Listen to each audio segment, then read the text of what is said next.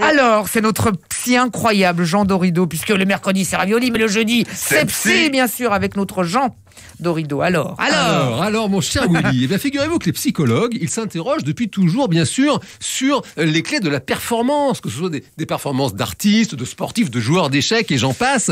Et notamment, ils se demandent qu'est-ce qui fait que certaines personnes sortent véritablement du lot, de véritables prodiges, justement. Oui. Et alors, pour ça, il y a une étude suédoise qui a fait pas mal de bruit en 1993 parce que M. Eriksson et ses collaborateurs ont étudié des violonistes qui étaient dans l'une des meilleures académies de violon de Berlin et ils ont regroupé ces violonistes en 3 groupes.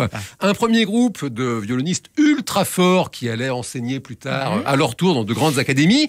Un deuxième groupe de violonistes encore plus fort, qui était promis à une grande carrière dans les plus grands orchestres du monde. Et puis, un troisième groupe, encore plus les fort. ovnis, justement, les top talents qui étaient promis à une carrière de soliste international.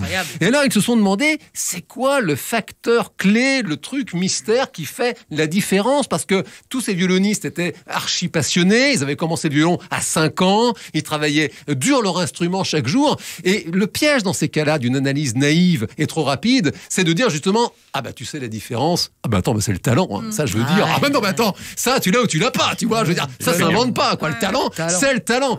Et du coup, les Suédois, ils ont voulu en avoir le cœur net, et donc ils ont rationalisé tout ça, ils ont observé ces violonistes, ils les ont interrogés, ils ont observé leurs habitudes, et ils ont trouvé, figurez-vous, quelle est la clé du mystère, qu'est-ce qui fait la différence entre un prodige et les autres, et là, bingo, je vous le donne en 1000. Le travail. C'est le travail.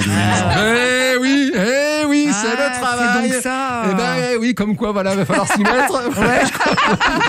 On vient de comprendre. Qu'est-ce qui pêchait? Voilà, on a trouvé le truc, ça y est, on a compris. Il faut travailler. Il faut travailler parce que c'est un fait que ces violonistes qui étaient tous hyper passionnés, ceux qui se destinaient à l'enseignement à 20 ans, ils avaient déjà 4000 heures de violon derrière eux, ce qui est énorme.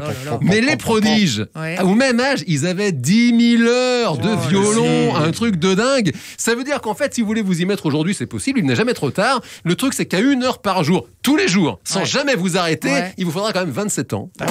Donc, c'est quand même long. Toutefois, c'est important de se souvenir que tout le monde a un talent caché et c'est le travail qui le révèle. Et cette règle des 10 000 heures, elle a fait date parce que c'est un fait. Quand vous cumulez 10 000 heures dans une activité, vous devenez quand même un super champion. Et c'est important de le rappeler. Dis donc, 10 000 heures, c'est bien. C'est étonnant votre test. C'est génial. Donc 10 000 heures. 10 000 heures, vous êtes au top. Et là, on est au top. Bon, écoutez, il nous en manque quoi? 10 000 Il nous manque 10 000 heures. Il nous en manque 10 000 heures. Vous jouez d'un instrument d'ailleurs? Non. Héloïse, non. Du triangle, Du triangle, oui. Alors, je faisais ça. Quand vous êtes en panne sur l'autoroute. Joli. Voilà, quel talent, mes amis. Bien, écoutez, restez avec nous, parce que vous avez remarqué qu'évidemment, ce sont les grosses têtes, jusqu'à 13h, quand on propose donc la suite des blagues dans un petit instant. Mes amis, on continue évidemment. Retrouvez tout France Bleu sur francebleu.fr.